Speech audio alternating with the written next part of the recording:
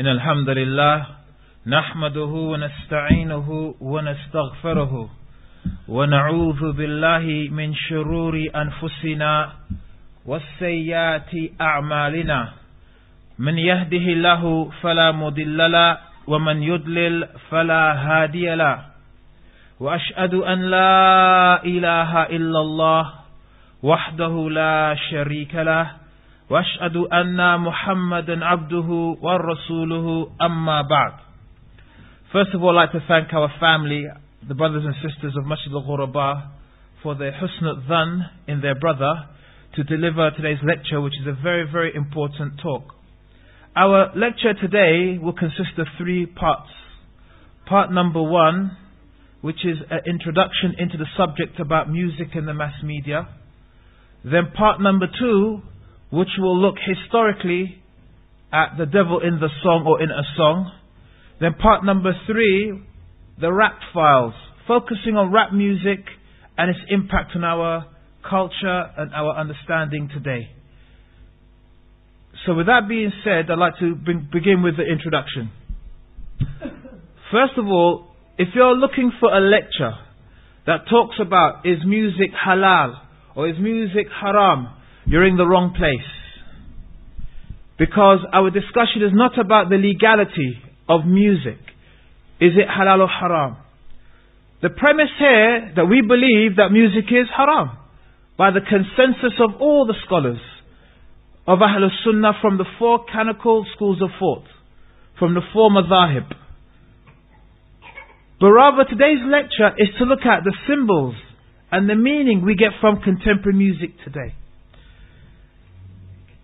This lecture is important for us today because all of us have the tribulation of being affected by music. Just a second ago when the Imam was introducing my lecture, we heard on somebody's mobile phone music. So wherever we go today, we find that people are listening to music and people are hearing music, irrespective of the Islamic ruling. And unfortunately, most of us do not understand the negative effects of music on ourselves, on our children, and on our lives. Today's lecture is not for the faint-hearted. If you're somebody who is not used to certain strong words or suggestions, I suggest you leave straight away.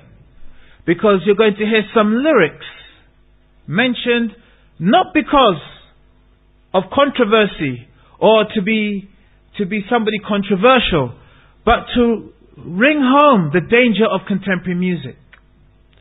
And so with this being said, I'd like to move on to the second part, which is to talk about the mass media.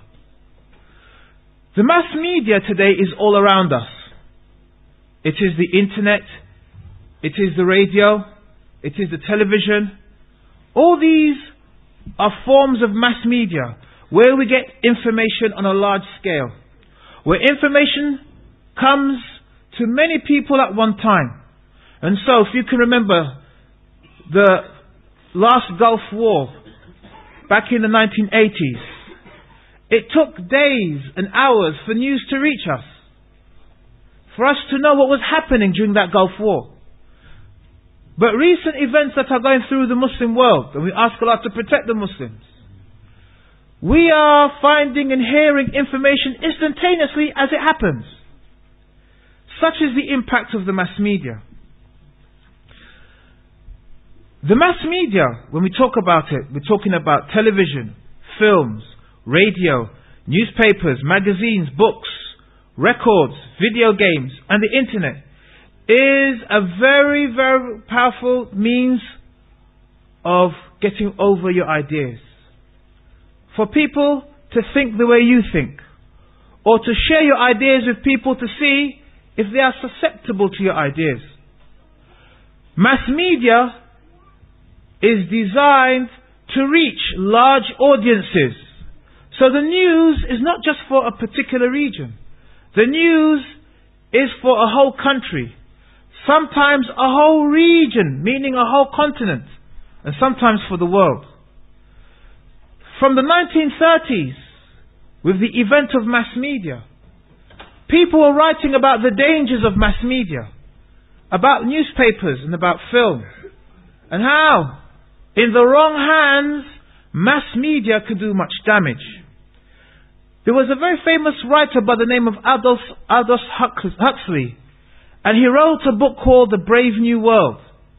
And in this book he mentioned the dangers of mass media, and he said that the representatives of commercial and political organizations, so those people who represent political organizations and commercial, that is businesses, that is corporations, they have developed a number of new techniques for manipulating. So these political and commercial organizations have developed, have done research and produced different ways of manipulating, that is shaping, getting people to think in a particular way. And they have done this, as he has said, in the interest of some minority, the thoughts and the feelings of the masses. And so this small group of people have been able to develop mass media, as we've said, television, film, radio, newspapers, the internet, and not just produce these things for the common good of humanity. They have produced these things with their own interests at mind. And this is something that we have to keep in mind, that these forms of mass media do not come without a bias. That when we see something in the newspaper, the person writing this article, the newspaper, they have a particular way of thinking. When you read news on the internet, the person who wrote this article, this blog, the person has a particular way of thinking. And as educated people, we may read this article, we may read this newspaper, or watch this documentary, but in our minds, we have to look behind the lines to decipher, to decode what the message this person is sending to us. Because the mass media can produce many dangerous ideas and many negative ideas. If we look, for example, at the research about the effects of mass media, we find some things that are very shocking and very concerning. The American Psychological Association, now this is the American Psychological Association, is not a kooky organization or some small blog or some strange outfit, but it's an international organization of repute. The American Psychological Association, in their report or their paper about violence in mass media, so they, as an organization, they wrote a paper about violence in mass media. This is what they stand for and this is what they believe. Now, this has maybe 20, 30 different points. But let's read a few of them just for us to understand the dangers of mass media if left unvetted. It says, on the recommendation of the Board of Directors and the Board for the Advancement of Psychology in Public Interest, the Council voted to adopt the following resolution as amended as APA policy, replacing the 1985 resolution on television violence. So this is the preamble, the beginning of this resolution. And they state, and here's some of the points. Whereas the consequences of aggressive and violent behavior have brought human suffering, so violence and aggression has brought human suffering, lost lives and economic hardship to our society, as well as an atmosphere of anxiety, fear, and mistrust. So the violence that is prevalent in American and, dare I say, Western society has brought heartache, has brought loss, has brought anxiety. And they say another point, whereas the conclusion drawn on the basis of over 30 years of research and a sizable number of experimental and field investigations is that viewing mass media violence leads to increases in aggressive attitudes, values and behavior, particularly in children, and has a long-lasting effect on behavior and personality, including criminal behavior. So, two of these points, from these many points, the first thing is that violence and aggression is detrimental to developing civilization. That's caused lots of loss and heartache and grieving. And not only that, they state that violence, watching violence in the mass media, does what? It develops aggressive attitude and causes people, if they are not blessed by Allah, to be careful to fall into criminal activity. Another point they say, and that they urge psychologists to inform the television and film industry personnel who are responsible for violent programming, their commercial advertisers, legislators, and the general public, that viewing violence in the mass media produces aggressive and violent behavior in children who are susceptible to such effects. And so they say, not myself as a Muslim, as an Orthodox Sunni Muslim, but they, a secular organization, the American Psychological Association, affirm that particularly violence causes aggression in young people and may lead to criminal behavior. Now, if we look at one form of mass media, television, we find some alarming statistics, brothers and sisters. Things that every single parent should be worried about. From them are this: that the average child spends over 4 hours a day watching television. 4 hours a day.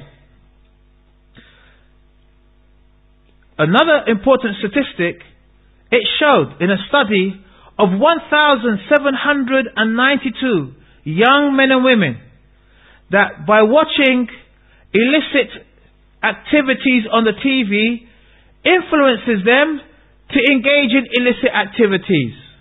And I'm censoring it here.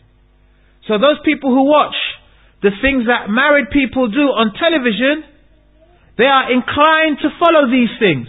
I didn't say so, but this is from the research. And so we see, brothers and sisters, how we have to be particularly careful in what we allow in our houses from the different avenues of the mass media. And those things that our children and our families are watching.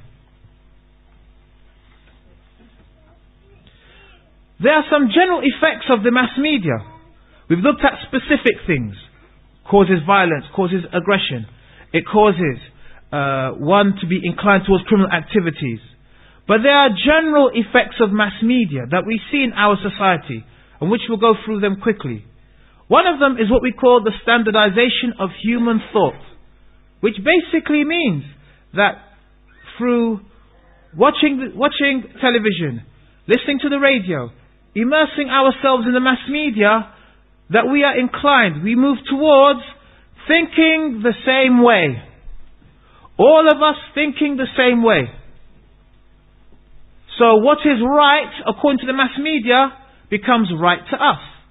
What is wrong according to the mass media becomes wrong to us. Another aspect or effect of the mass media is subliminal perception, meaning getting us to think in particular ways. However, this is done in a way that is not in our consciousness. You don't realize it is happening, but it's done at the level of subconscious. A message is sent to you and you don't realize what is happening. Now, if we had a video here, we could have shown many examples, and this is experiments that have been plentiful in psychology. How by flashing messages on a television screen can make an imprint in your mind and make you think according to that imprint.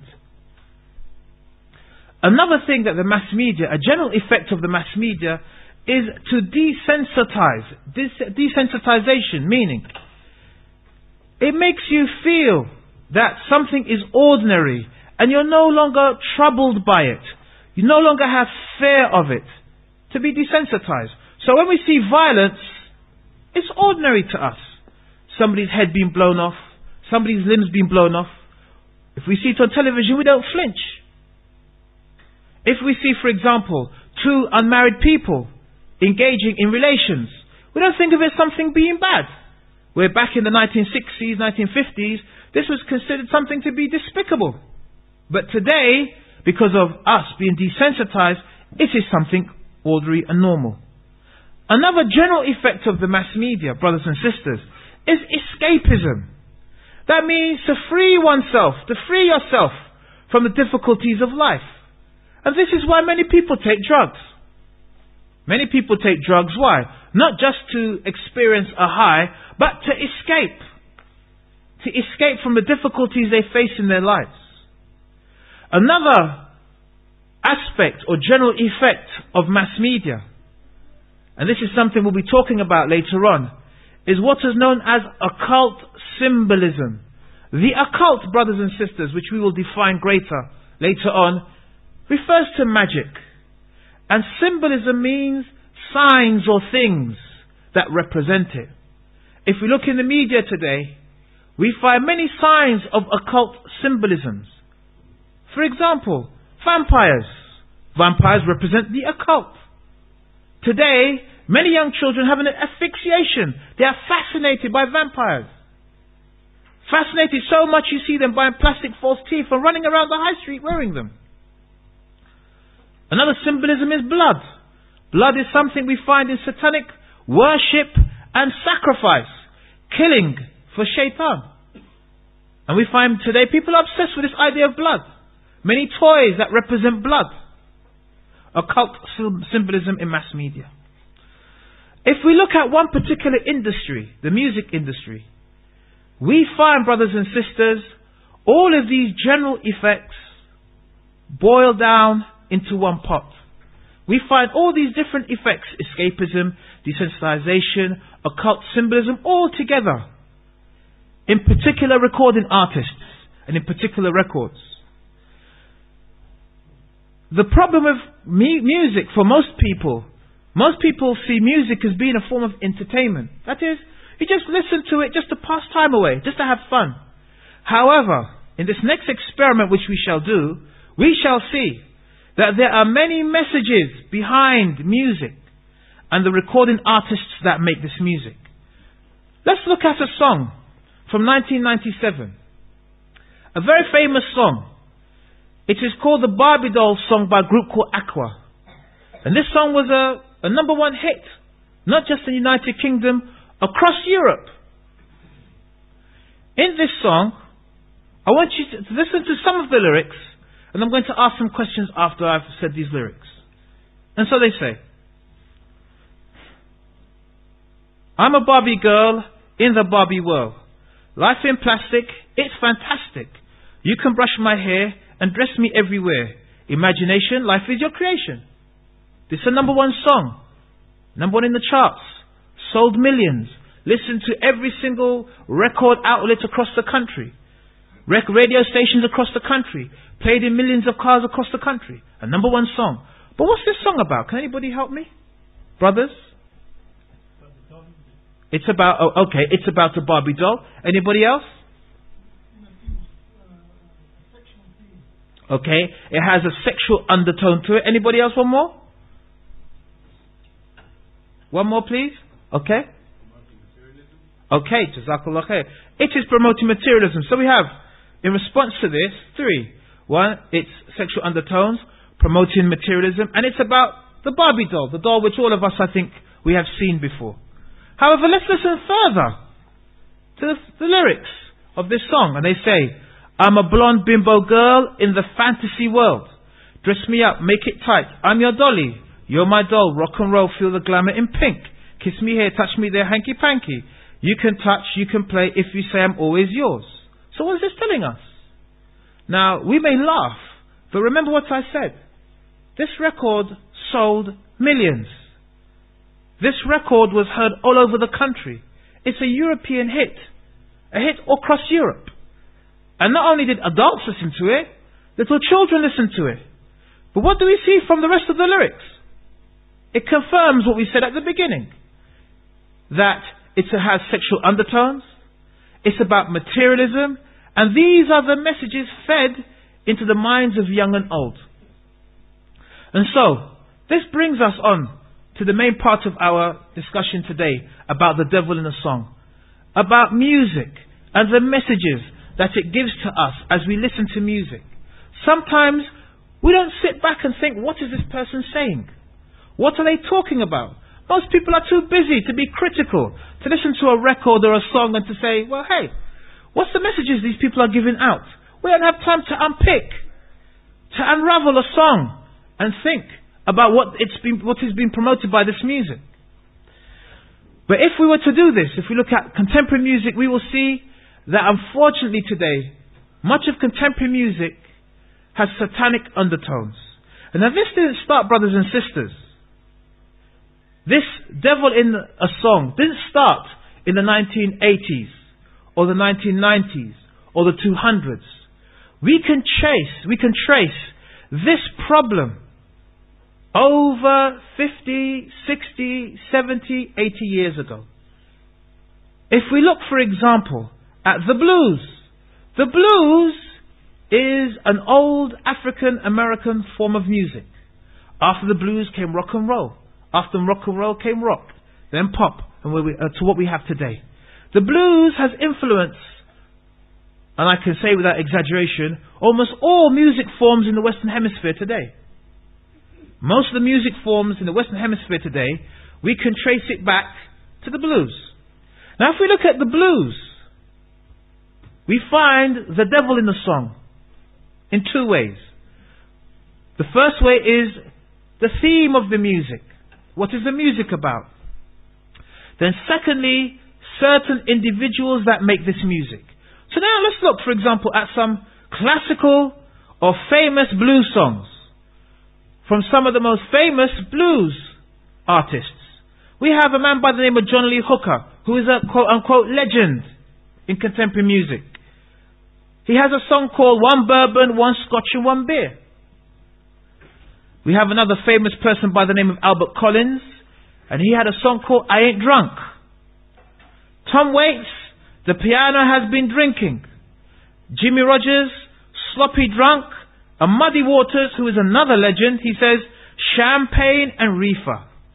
And Bessie Smith, Give me a pig foot and a bottle of beer. What we can see just from the theme of these songs, and I haven't gone deep into the lyrics yet, the theme of these songs is that this type of music implants something into the mind of those people who listen to it. Those people who listen to this music, who haven't got the power of critique, looking at what is right, what is wrong, just listening away, it can make an imprint in their minds. And here we see, from blues music, one asphyxiation, one thing that many of them were concerned about, and that was drinking. Now if we look, for example, at Tim Witherspoon, another important person, he sung a very, very important song, called Evening Blues. And let's look at the lyrics of this Evening Blues. He says, let's have a party and drink up a lot of beer. Let's have a party and drink up a lot of beer. Well, wine is fine, but give me lots of beer. Want to drink some beer, talk some trash this morning? Let's drink some beer till the rooster crows at dawning. Well, wine is fine, but give me lots of beer. Now we can imagine that those people listening to these type of lyrics, how it affects them. Now this song was back in 1963. Do not think this is not happening today. The music that lots of young people are listening to today is on the same level as this, if not worse. And we shall see later on. And as we said, the devil in a song is not just about the themes or the lyrics, but about certain personalities and their commitment to Satanism. So if we look at a particular individual called Robert Johnson. Now, Robert Johnson, he died in the 1930s, and he was a very, very famous blues singer. Now, Robert Johnson is a very interesting character. Why? Because Robert Johnson did not learn a musical instrument at a young age. He wasn't a musical maestro at the age of 7 or 8, but rather a man who later on in life, overnight so to speak, learned a musical instrument. And he didn't just learn the musical instrument, but he was considered to be one of the best musicians of his time. How did that happen, and how is this possible? His brother tells us how. And I need you to focus with me as we go through this quotation. His brother said that he, Robert Johnson, told him, if you want to learn how to play anything, you want to play and how to make songs yourself, take a guitar and go to where the road crosses that way, where the crossroads is. So this brother, his brother, was told by him, Robert Johnson, the famous singer, that if you want to know how to learn a musical instrument, take yourself and your instrument and go to the crossroads. We all know what a crossroads is. The crossroads of a train track. Be sure to get there a little before 12 that night, so you know you'll be there. A big black man will walk up and take your guitar, and he will tune it, and then he will play a piece and hand it back to you. That's how I learned to play anything I want. And so he says that when you go to this crossroads, be sure to be there at midnight. When you get there, you'll see a big black man. This man will take your instrument and tune it to make sure it plays the notes very well. Then he will play a tune and give you back the instrument. From that day on, you'll be able to play an instrument very well. Who was this individual? Brothers and sisters, this big black man mentioned by Robert Johnson was no other than a shaitan, the devil. And so now we begin, brothers and sisters, to look deeper. And when we talk about a devil in a song and the satanic influence of music on our young people especially, we need to, as we have been saying, trace history.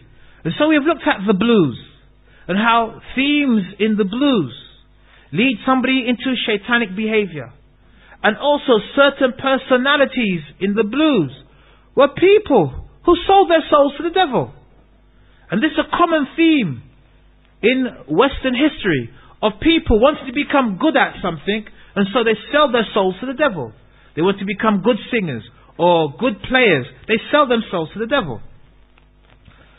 And we find this praise of the devil in much of contemporary music. Let's look at some mainstream groups.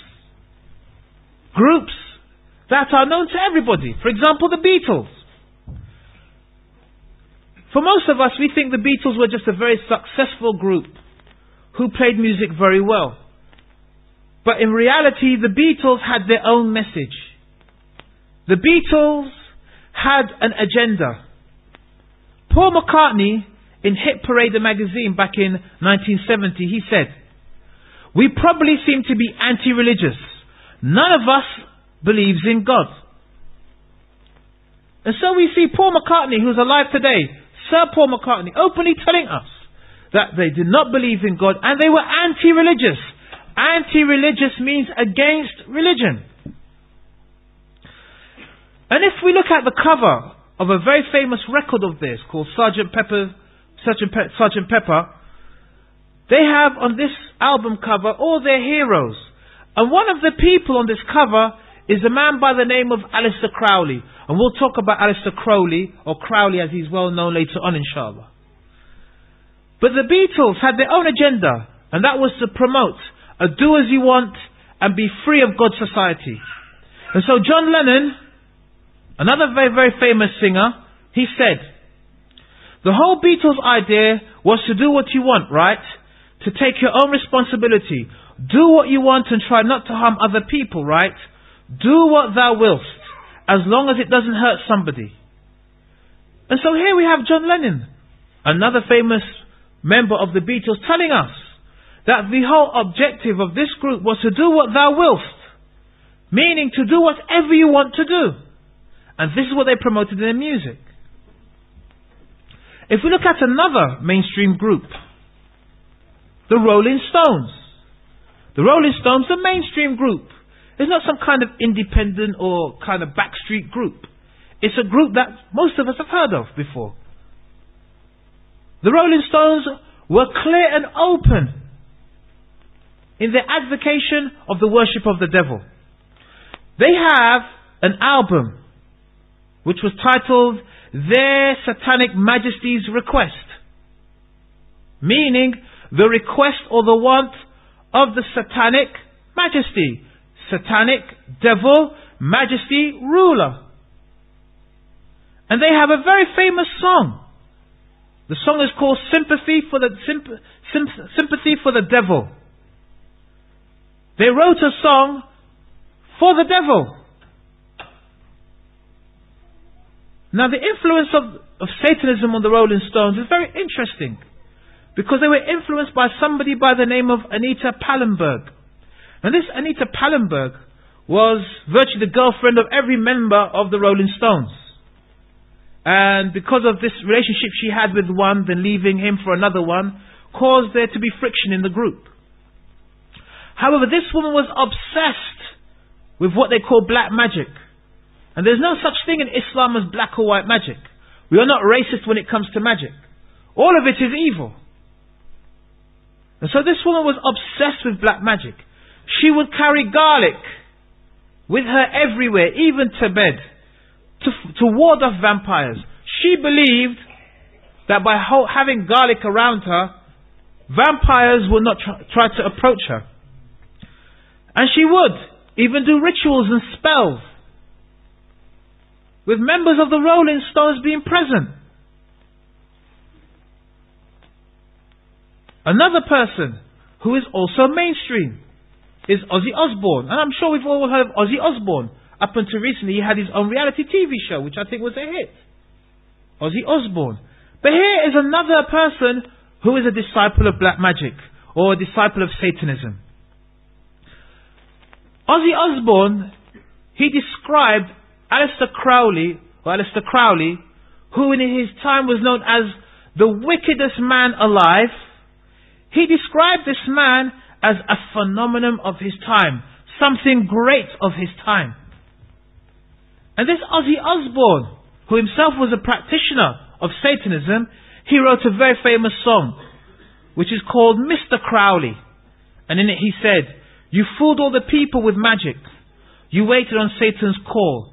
Mr. Crowley, won't you ride my white horse?" And so here's somebody advocating and calling for a close relationship with this man, Aleister Crowley, who was described as the most wickedest person on earth in his time. Another person, where we see the devil in the song, who openly calls to Satanism, is Marilyn Manson. Now Marilyn Manson, for those of us who don't know about Marilyn Manson, he's an American singer, and if you see a picture of him, he looks like a zombie. He has whites in his eyes, and he looks very devilish, and he looks very freaky. And he came to prominence in, I think back in the 90s it was, when a particular high school, there was a shooting. 2 young men went into the school and attempted to kill everybody in their school. A wicked and evil crime. And upon killing a significant amount of people, they turned their guns on themselves. Now this group of young men were known to listen to Marilyn Manson. And many people believe that the entertainment industry is about entertainment. People like Lady Gaga is about entertainment. There's nothing real behind it. But these people have an agenda. And it's beyond just being entertaining or fun. They have their own particular beliefs. Now Marilyn Manson, if you see some of his interviews, will have you believe that it's just about fun or getting people to be individual. But let's hear what Marilyn Manson has said in some newspapers and some magazines. In the Rolling Stone magazine, he said, "My mum used to tell me when I was a kid, if you curse at night time, the devil's going to come to you when you are sleeping. I used to get excited because I really wanted it to happen. I wanted it more than anything." And so we hear this singer, well known, selling millions of records, making millions, if not billions of dollars, wanting to meet the devil. And this is not all, brothers and sisters. Marilyn Manson has said about his music, he said about one of his albums, "I think every time people listen to this new album, maybe God will be destroyed in their heads." So when people listen to that album, what does he want, brothers and sisters? For God to be destroyed in their heads. And he says about his shows, because he became famous or infamous for some of his shows, his concerts, and what happens in his concerts. And he will let you believe that it's just a show We just do these strange or weird things for people to come, to be, shocked. But let's hear what Marilyn Manson says for himself. He said, I don't know if anyone has really understood what we're trying to do. This isn't just about shock value. That's just there to lure the people in. Once we've got them, we can give them our message. And what is his message, brothers and sisters? He is a member of an organization known as the Church of Satan. The Church of Satan. An organization, if you look at them, they will tell you, well, Satan is a figment of your, evil forces. It doesn't represent a particular thing or body or deity. But if you look deeper into their teachings, that these people, in essence, worship a shaitan. Now, unfortunately, brothers and sisters, it's not just the Beatles. It's not just Marilyn Manson or the Rolling Stones. Unfortunately, many so-called rock groups and rap groups, as we shall hear later, have satanic undertones. And let's look at a few of them. There is a rock group by the name of Metallica, which is known as a super group. It's a mega rock group. In their record, Jump in the Fire, they say, follow me now, my child. Do just as I say. Jump by your will or be taken by force. I'll get you either way. So reach down, grab my hand.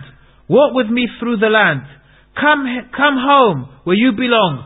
So come on, jump in the fire.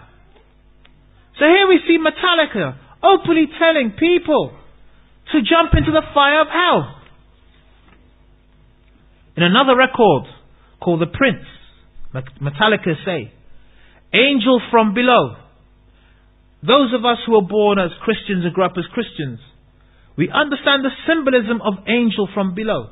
The Christians wrongly believe that the devil is a fallen angel. That is, when he was casted out of paradise, he was an angel who fell down to earth. And because they believe that the hell is below, he is a what? He's angel from below. And so this group Metallica, in this song called The Prince, they say, angel from below, I wish to sell my soul. Devil, take my soul. With diamonds you repay. I don't care for heaven, so don't you look for me to cry. And I will burn in hell from the day I die. This is the lyrics of a supergroup. A group, if they were to play in, for example, Wembley Stadium, will be packed. Tickets sold out within minutes, if not hours. Another group, a rock group by the name of Twisted Sister, in their song Burn in Hell, they say, welcome to the abandoned land. Come on in, child, take my hand. Here there's no work or play, only one bill to pay. There's just 5 words to say. As you go down, down, down, you're gonna burn in hell.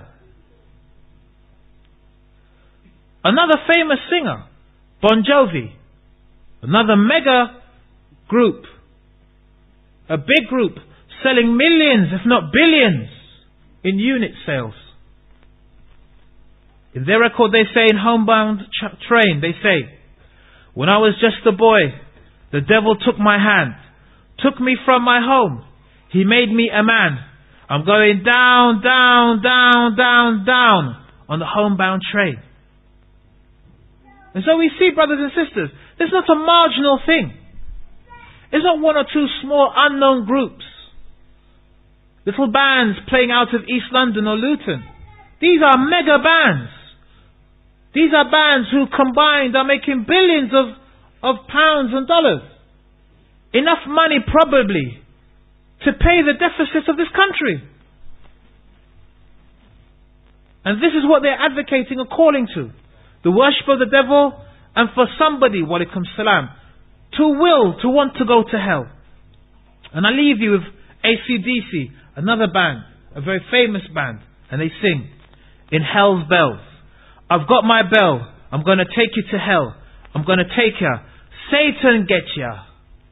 And so we see, brothers and sisters, this legacy of the devil in the song, from blues music, in which the lyrics themselves encourage people to do evil things, and some of the individuals in this music selling themselves to the devil, to where this was developed in rock music, where people openly advocate going to hell, openly advocate the worshipping of the devil. And unfortunately, brothers and sisters, this is not history. This is something which is going on and continuing even today. And if we were to look at contemporary music, we will see the same thing happening again. Now if we were to take, for example, rap music. Rap music is a contemporary music. A music that was founded back in the 1960s in the Bronx. The Bronx is a borough of the city of New York. And it has moved, unfortunately, to such negative proportions that rap music does not represent anything but evil today. And this was witnessed by one of the founders of rap music himself, a man by the name of African Bambaataa, considered to be, quote and unquote, the godfather of rap, the godfather of hip hop.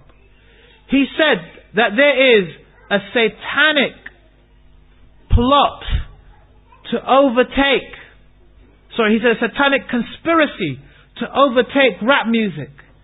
Not myself, a Sunni Orthodox Muslim, but the man who's considered to be the godfather of hip hop himself telling us. So if we were to look at contemporary rap music, we can see three things, brothers and sisters, or three levels. The first is depravity, the second is occultism, and the third is deification. And I will explain each of these levels as we go. The first level is depravity, meaning to make human beings lower than animals. Why lower than animals? Because we as humans, we have intellect. We are able to distinguish from what is good and what is bad. We are able to build things, good things or bad things. We are able to change our environments in our homes and the environment out there on the streets. So we are lower than animals when Allah has told us that I have not created jinn and mankind but to worship me alone. When we don't worship Allah alone and stay by His commandments, we sink lower than animals. And if we look at this first level of rap music, we see depravity. We see people advocating the use of drugs, advocating aggression and violence. And I'll give some examples. If we look at a very famous rapper, and again, these people I'm going to mention are not marginal people, some unknown rapper from London. People, for example, like Tupac Shakur, Snoop Dogg, Notorious B.I.G. These are rappers who have sold billions of pounds and dollars of music. They have enough money, if they wanted, to buy the whole of Bury Park, this high road here, to buy every single house here. That's how rich they are. That's how much money they have made. They're not some small rapper who are living from hand to mouth. These are very, very rich people. And so if we look at Snoop Dogg, he has a song called $20 to My Name. And he says, to give us examples of depravity, human beings being low, falling into lives of crime. He says, nothing left to do but to buy some shells for my Glock. So shells are bullets, and Glock is a famous German gun. Why? So I can rob every known dope spot. I got $19.50 up in my pocket with what? With this automatic rocket. So here he is, he's got nothing. Only thing he has is some bullets and a gun. So what's he going to do with this bullets and a gun? He says, got to have it to pop it and lock it and take up a hostage. So here this young man is advocating getting a gun and taking hostages and shooting people if it needs be. Another example of this depravity can be found in a rapper who is dead now by the name of Big Pun. Big Pun, he says in his song Brave in the Heart, I'm from where the guns love to introduce thyself. Reduce your health, little bulletproofs get felt. Make way for krill, I don't play, I spray for real. Blow your top with the Glock, that's my favourite kill. Blaze your crib with like 30 shots. I'm already hot, but my last one is with some dirty cops. Blow a hole through your ribs just for running your lips. The streets a trip, either you're deep or you're sleeping with the fish.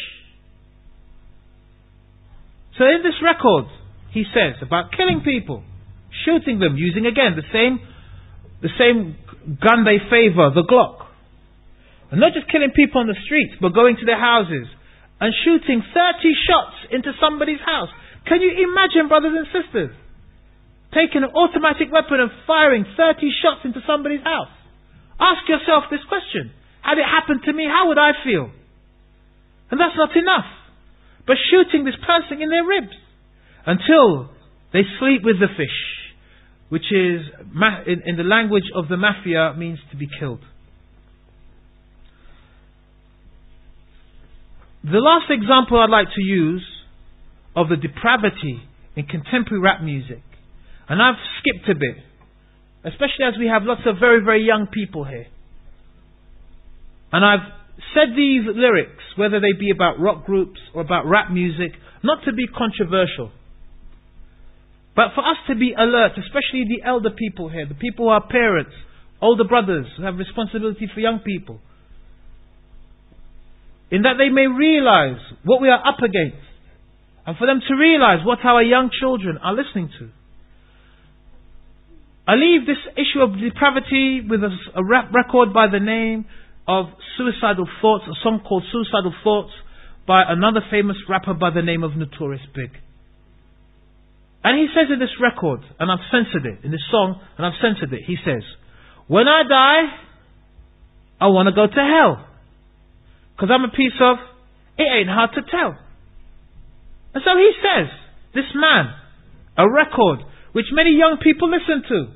If you were to cruise into town, or many cities of the world, you have young people, windows down, radios blaring, and this is the type of filth, sorry to use that word, the type of things that they are listening to. A man who says, when I die, I want to go to hell. Imagine. Nobody, whether they are Muslim, Jew, or Christian, ever says, when I die, the place I want to go to is the place of eternal fire and damnation called hell. But here he is, this man, singing, when I die, I want to go to hell. Why? Because I'm a piece of, it ain't hard to tell. And he reasons, why does he want to go to hell? He says, it don't make sense going to heaven with the goody-goodies. Dressed in white, I like black Tims and black hoodies. Yes? And many people, young people, they like it. They think, yeah, it rhymes. But imagine, he said, he doesn't want to go to heaven with the goody-goodies, good people. Why? Because he likes black Timberlands. Timberlands are a boot. And black hoodies. I think all of us know what black hoodies are. He likes dressing like a gangster. And so he says, and I will censor this even more, God will probably have me on some real strict, no sleeping all day, no getting, hanging with the goody-goodies lounging in paradise. He swears that I want to tote guns and shoot dice. Now I'm sorry if you found it a bit difficult to keep up with it, because I had to censor it, because he curses here. But he says he doesn't want to go with the goody-goodies in paradise. Why?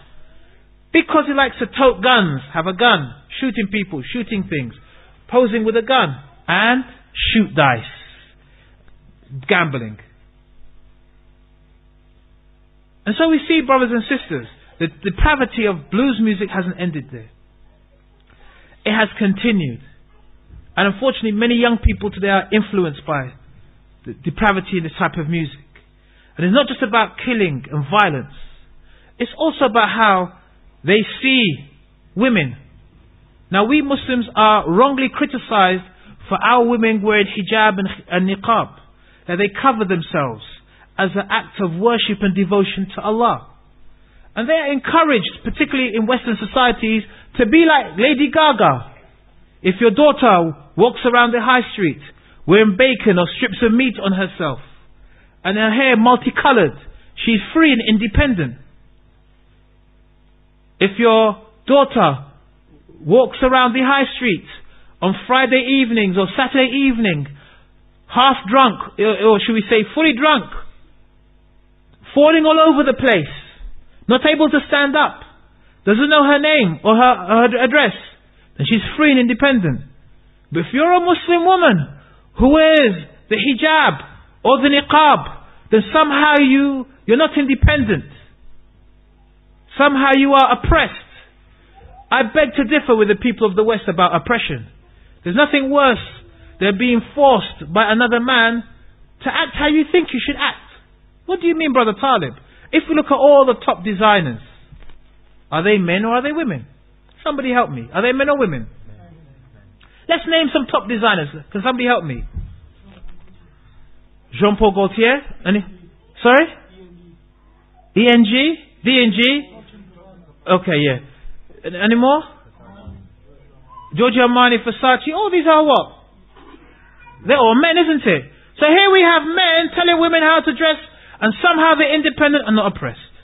So anyhow, this is the logic. Anyhow, if we look at some of the lyrics of rap music in respect to women, we see how in the minds of men and the women who listen to this type of music, women are debased. And I will just look at the titles of some of these songs. Slip Rick has a song called... No, I won't say that here. Willie D has a song called Little Hooker. The Ghetto Boys have a song, Let a Hoe Be a Hoe. NWA, I won't say that one. Body Count has Mama's Gotta Die Tonight. NWA have another song called Find 'Em, Censored and Flee. And Too Short, somebody who has many songs against women, he has a very famous song called Hoes. So we can see, when we talk about the devil in a song, the devil in a song, the satanic undertones, getting people to live a life which is ungodly, a life this is against God and against religion. We can see its manifestation in rap music, in this issue of depravity. The second level we spoke about was occultism. And when we talk about occultism, brothers and sisters, we are talking essentially about magic. We are talking about secret societies. We are talking about the use of the jinn and the devil in changing the natural order of things. If we look at rap music, and we'll look at some examples now, we find, especially of late, a push towards getting young people to accept occultism. The idea of magic, the idea of the devil being a supreme being to be worshipped. If we were to look at some rappers, for example, Tupac Shakur, Lil Wayne, Eminem, Snoop Dogg and Jay-Z, we find clear examples of occultism, promoting the worship of the devil. But before we look at these examples, and we look at particularly Kanye West and Jay-Z if we have time, I want you to listen to something. I want you to listen to a couple lyrics of a number of songs. Then I want you to tell me, what is the general theme from these lyrics? Let's look at Tupac Shakur. In the song The Good Life, he said, I sold my soul for a chance to kick it and bang. In another song, Tupac Shakur, he sings, When Thugs Cry, am I cold or is it just I sold my soul? Kanye West, in Los Angeles, in the Kid Cudi show in December 2009, he came on stage and he said, I sold my soul to the devil. I know it was a crappy deal. At least it came with a few toys, like a happy meal. Eminem, another very famous rapper, in his song, which is called Say Goodbye to Hollywood, he said, I sold my soul to the devil. I'll never get it back. And last of all, Snoop Dogg, in a track called Murder Was the Case, he says, a voice spoke to me and it slowly started saying, bring your lifestyle to me, I'll make it better. And how long will I live? Eternal life forever. And he asks, and will I be the G that I was? I'll make your life better than you can imagine or even dream of. So relax your soul, let me take control. Close your eyes, my son, my eyes are closed. What do these 3 rappers or 4 rappers they were have in common? What are they telling us in these short excerpts of these lyrics? Can anybody tell me? Be submissive to Shaitan. Anybody else? At the back? Worshipping the devil? Something else? Anybody else? Violence. Okay, violence. But here in these lyrics that we have spoken about, remember, these lyrics we've just said, what have they told us? Where Kanye West said, I sold my soul to the devil. He said, I sold my soul to the devil. I knew it was a crappy deal, but at least it came with some toys like a Happy Meal. Tupac Shakur said, I sold my soul for a chance to kick it and bang. Eminem said, I sold my soul to the devil and I'll never get it back. What are these people telling us, brothers and sisters? What are they saying to you if you listen to this music? Okay, excellent. We are successful because we sold ourselves to the devil. To sell yourself to the devil? And sometimes they regret to selling their soul to the devil. Remember something, brothers and sisters. In this type of music, things like selling your soul to the devil, where you can say other things are creative. For example, killing people, shooting people, about women may be creative. But things like this, there's not much creative license. They don't just say it to shock people. And so these rappers are telling us something. They are saying something to us. As our brother quite rightly said, that to become successful for them, they had to sell their souls to the devil. And not only did they sell their souls to the devil, but they regretted selling their souls to the devil. Now, how and why they sold themselves to the devil is beyond today's lecture. And I hope and ask Allah subhanahu wa ta'ala that we are able to come back and to talk about something which is important and linked to this topic, the rise of occultism in contemporary culture. Why did Tupac and how did Tupac Shakur sell his soul to the devil? How did Eminem sell his soul to the devil? What was the process? All this is about the occult. But here these rappers are telling us something. They are openly saying to us about selling their souls to the devil. And this is not the only way. It is through symbolism. For example, let's look at this masjid today. If we look here, we can see a number of people are wearing long shirts, thobes. Somebody who's never been to a masjid, who's not Muslim coming in, will say, okay, this guy, they're all wearing thobes. Somehow they are linked. Same with this, a hat. If they walked in the masjid, they see a number of people wearing hats. They will say that these people are somehow linked. If you go to watch football, if you imagine you are a Martian, just came to Earth, and you went to see Arsenal, Manchester United play, you will notice something, whereas you don't know the rules of the game, you'll notice that they are all human beings, and one group is wearing the same one colour, and the other group is wearing the same colour.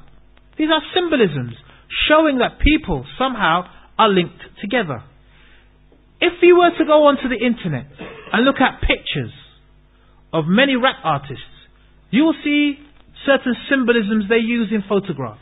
For example, covering of the left eye. Or pointing to the eyes.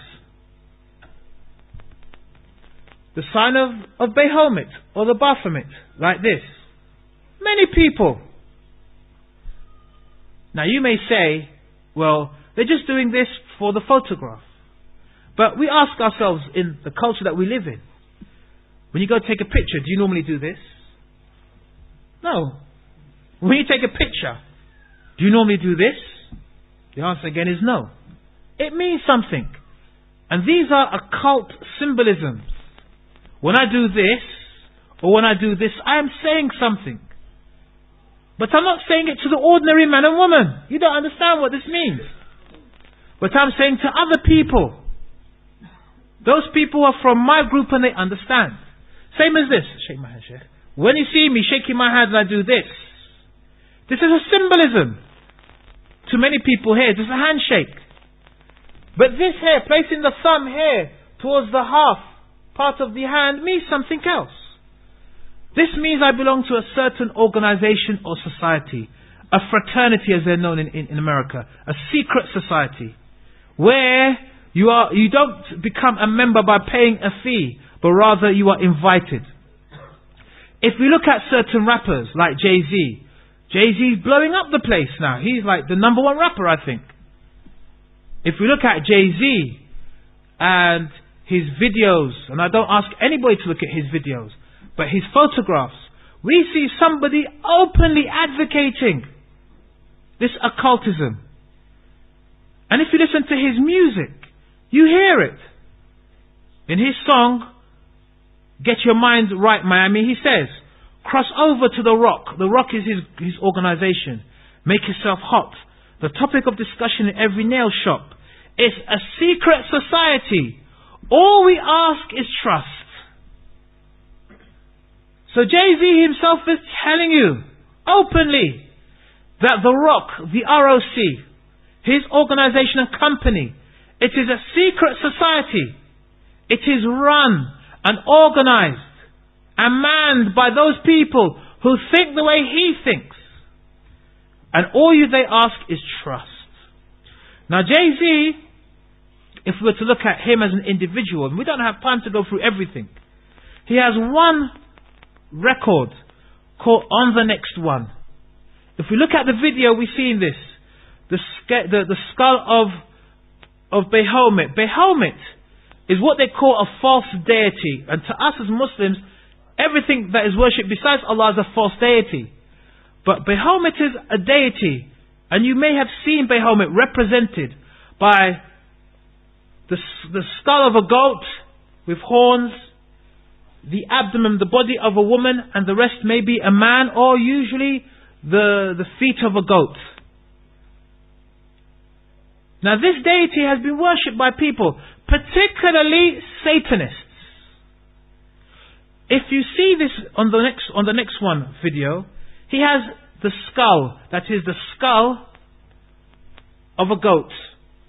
Then the bloody skull, that is a skull with blood being poured into it or coming out of it. Then symbolic of this is people drinking blood. All these things, brothers and sisters, are symbolisms or rituals taken out of Satanism. Why then would you ask somebody from Brooklyn? He's from the ghetto. He's not from some kind of middle class upbringing. Why would he use this in his music?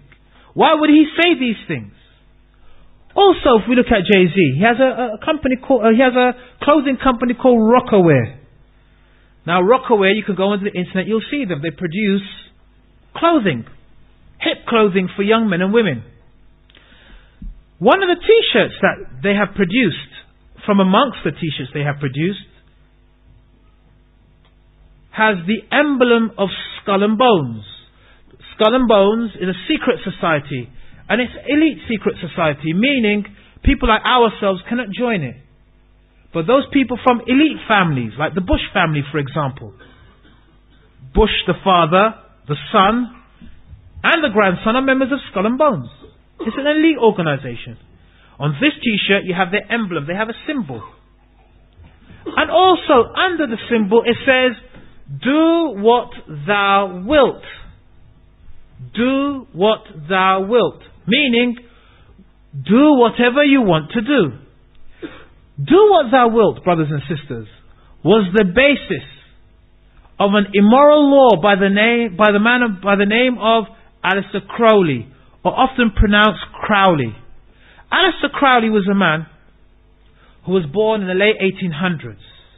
And he's somebody who, while coming from a devout Christian family, himself rebelled when he went to university. And his rebellion took him from women, drugs, all the way to Satanism.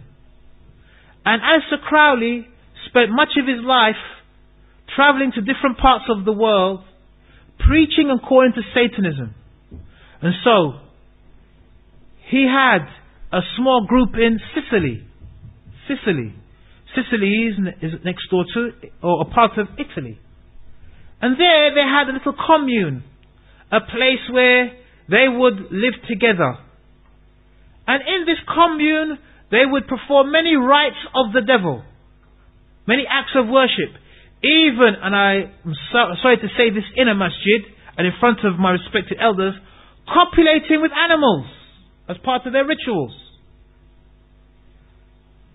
And this man, Aleister Crowley, wrote books on magic and advocated magic. And before his death, he considered himself to be the beast, the mythical beast of 666 of the revelations in the Bible, or the Dajjal as we know it in Islam. He considered himself to be the Dajjal. And he got this through one of his wives, through a being, and of course we would say it was an evil jinn, communicating to him and telling him who he thought he was. That is the beast. And Aleister Crowley, his life was just a life of indulging, doing whatever you want to do, with no boundaries and no limits. And so we see people like Jay-Z with t-shirts with this cardinal principle of Aleister Crowley: do what thou wilt.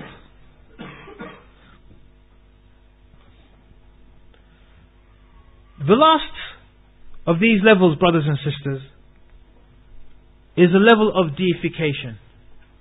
Deification means to make something a deity or a god that you worship. Deification means to make humans, animals, statues, stones, even ideas to be God. That which you worship, that thing that all acts of worship are for and due to.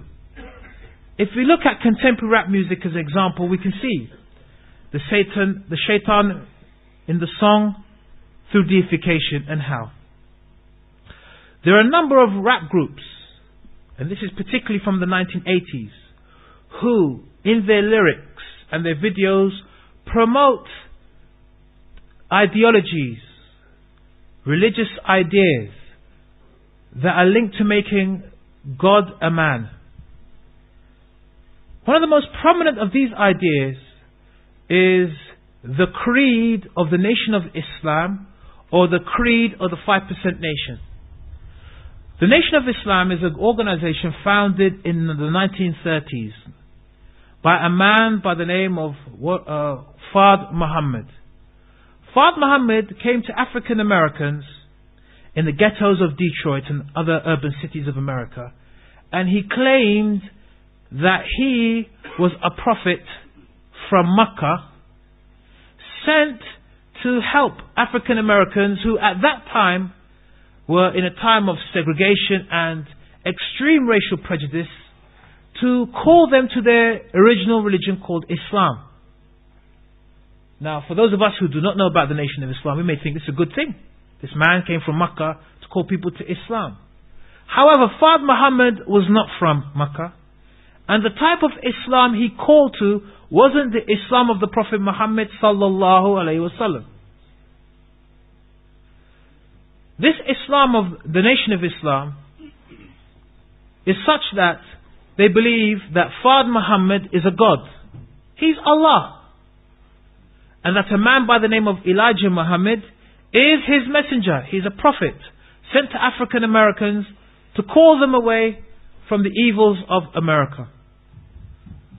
And part of the creed of this organization is not just to worship Fard Muhammad as Allah, but they also believe in an idea of having elders. There are 12 elders who are responsible for what happens to the creation. This they've taken from Sufism, extreme Sufism. In Sufism they are called Aqtab. We hear the name Qutb mentioned by Sufis. But these 12 individuals are responsible for what happens in creation. And every 1,000 years, one of them becomes an Allah of that time. And when he becomes an Allah of that time, he brings a new Quran, a new holy book. And this organization was very prominent in the 1960s, especially because of a man by the name of Al-Hajj Malik al-Shabazz, known as Malcolm X, who dedicated many years, decades of his life calling to the creed and calling to Elijah Muhammad. However, walillahi alhamd, before he died, openly stated that Elijah Muhammad wasn't a prophet. In fact, he was a fake who didn't even believe in himself. That Elijah Muhammad had over 18 different wives. And I'm being polite here because they're young children. And that the whole Islam of the Nation of Islam was false and corrupted. And this is why he was killed. For exposing the truths of the Nation of Islam. The 5% Nation, brothers and sisters, is an offshoot of the Nation of Islam. It's a kind of street movement. A particular individual by the name of Clarence 13X. In the Nation of Islam, when you first join them, they say your surname is a slave name, which is largely true. Most people of African descent in the West, the Caribbean, America, their origins come from slavery. So they say, this is not your original name. It's a name given to you. So what they then do is take away the surname of the person and give them an X. So for example, my name is Taalib Alexander. They will say, okay, Taalib, you are now Taalib X. Now, if there were 3 or 4 Taalibs before me, 1, 2, 3, 4 Taalibs before me, then when I get my X, I become Taalib 5X. I'm the 5th. So this individual, Clarence 13X, he was kicked out of the Nation of Islam by Malcolm X in the 1960s. What this individual did was to set up his own organization, especially amongst young teenage people.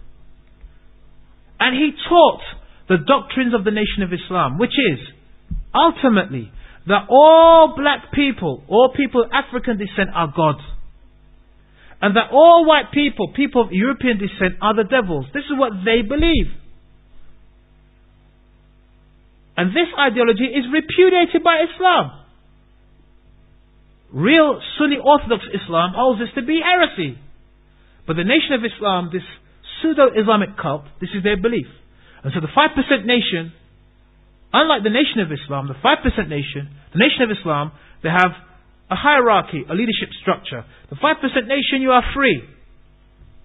And where the people of the Nation of Islam won't tell you that they are God or believe black people are gods, this is something you find in the 5% Nation. They straight away say, I'm God. They don't need to pray. Why? Because God doesn't worship himself. They don't need to fast. Why? Why? Because fasting is for Allah. And they believe they're Allah.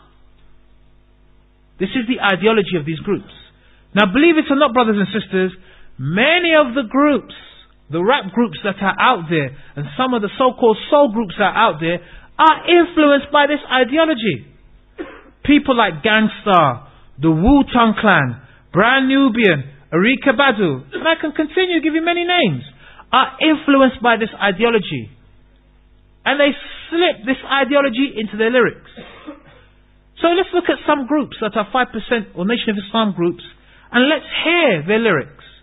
There's a group by the name of the Poor Righteous Teachers. They say, praises are due to Allah, that's me. And so they say in their song, clearly, praise, alhamd is due to who? Allah. Who is Allah, brothers and sisters? According to them, it's the person singing the song. Eric B. and Rakim, another very famous group of the 90s, and Rakim I think is still producing till today. And he's a member of the 5% Nation. They said, they sang in their song, no competition, I'm God. G is a 7th letter made. And so he's saying openly, who is he? He is God. Gangstar in a track called Tons of Guns, they sing, and yo, the devil's got assassination squads. Want to kill, censored cause they're scared of God. The word I censored refers to black people. So why does the devil want to kill black people? Because they're scared of God. Another famous rapper by the name of Prodigy, who is a kind of cult hero, he sung in his record I Shot Ya. He says, how dare you in your life walk past me without acknowledging this man is G-O-D. So how dare you walk past this man and not acknowledge that this man is God? And these type of lyrics, brothers and sisters, young people all around the world, including Muslim young people, are listening to these type of lyrics, are repeating these type of lyrics. Walking down the road, doing their shopping, revising for their studies, are listening to this type of music and repeating this type of music. Another example of deification, and this brings us near to the close of today's lecture, and I thank you for being, mashallah, tabarakallah, very patient. Nobody scratching or moving around or fidgeting. Brings us to a new movement within rap music. This new movement is trying to make rap music a type of religion. And the person who's spearheading this movement is a man by the name of KRS-One. Now KRS-One, if you don't know, is a very, very famous rapper. He's what they call an old school rapper. He's a legend in the world of rap.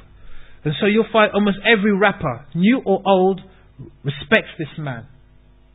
He's a person, if he was to speak, everybody would stop talking and listen to him.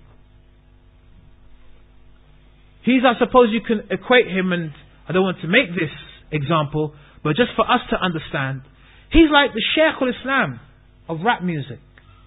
Now, this individual back in the 90s, he set up something called the Temple of Hip Hop. And he said his purpose for setting up the Temple of Hip Hop was to set up an organization and a museum to show the historical legacy of rap music. To show how rap music, from its humble origins in the Bronx, in New York City, to where it is today. Rap music in the 1980s, and those of us who were around in the 1980s can remember, nobody was into rap music. Even in the 1990s, very few people were into rap music. Where today, you know, I think we all would admit rap music is probably the number one music form in the world today. And so he wanted to set up an organization in which people can respect those people who came before, who were the pioneers of rap music. However, brothers and sisters, we find last year in 2009 he authored this book. Now when I brought this book in, our sheikh, he looked at me like, what's this book? And it says The Gospel of Hip Hop, the First Testament presented by KRS-One. This by itself tells you where it's moving to. It looks like a Bible, isn't it? Or a Quran even. If you look at the pages, written like a Bible, or a translation of the Quran even. And this indicates to us this project. In an interview in 2009, he said, I wrote a book called The Gospel of Hip Hop to free from all this nonsense garbage right now. Respect the Christianity, the Islam, the Judaism, but their time is up. So this man is telling you, the person who wrote this gospel, what his mission is about. A person respected, not just by young men and women, but those people who are making rap music. They respect him too. This man is telling you what his agenda is. And what is his agenda? He says, in the Gospel of Hip Hop, it said, in the Gospel of Hip Hop, KRS aims to create a hip hop nation that is free from one nationality and bound by a common belief system. So what is this common belief system, brothers and sisters? Let's open up the Gospel of Hip Hop at some pages. And let's get an understanding of this new movement to make hip hop into a religion. He says on page 150, paragraph 8, and listen carefully and closely. He says, for us, God is a bloodline. That God is what, brothers and sisters? A bloodline. It is blood. It is human. Everyone does not possess the nature of God. They may respect and revere the godly life, but they themselves are not yet prepared to commit to such a life themselves. Only those who are born for God shall commit to such a life. This is the ideology of Rastafarianism. Rastafarians believe what? That the Emperor Haile Selassie is God. to be worshipped. And He is God, not just because of His personality or His knowledge, but it is a bloodline that goes back to King David, Dawood alayhi salatu wassalam. This is their claim. And so we hear that this man believes that God is a bloodline. And now, let's hear a couple more. He says, page number 189, 13th paragraph, the attuned hip-hopper. Hip-hopper is the person who follows hip-hop. Praise communicates with God. And notice how I'm writing this. The attuned hip-hopper. So the hip-hopper, male or female, the hip-hopper prays with God, not to God. I psychologically changed it in my mind. He says, the attuned hip-hopper prays with God. And notice how I'm writing this. The attuned hip-hopper prays with God, not to God.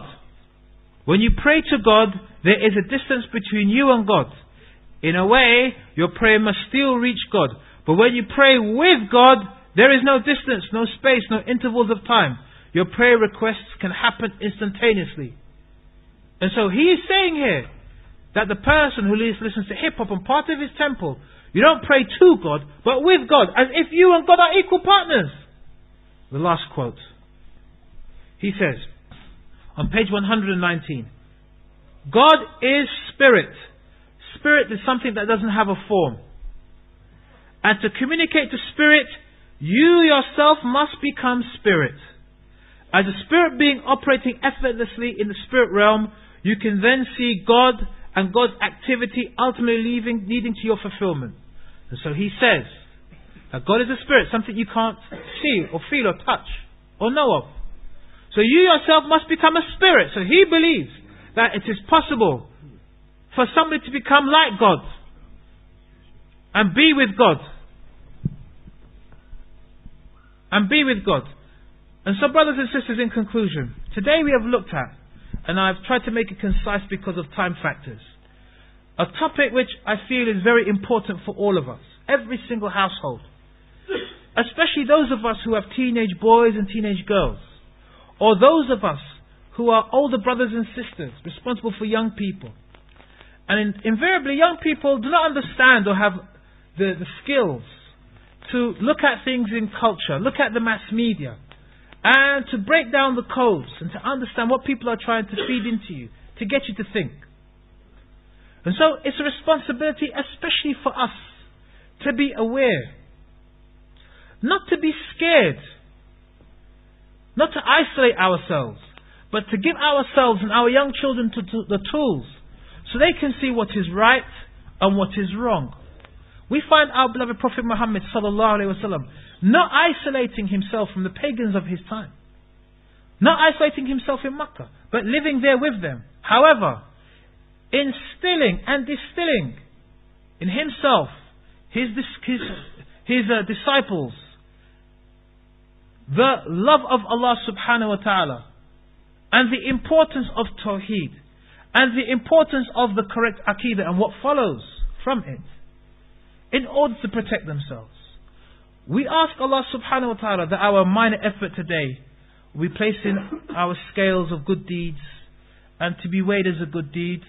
And we thank again our brothers and sisters of Masjid Ghurba for allowing us to give this presentation. And importantly, we thank yourselves for listening patiently to us. And so we open the floor now for any corrections or clarifications. Barakallahu feekum. Subhanakallah.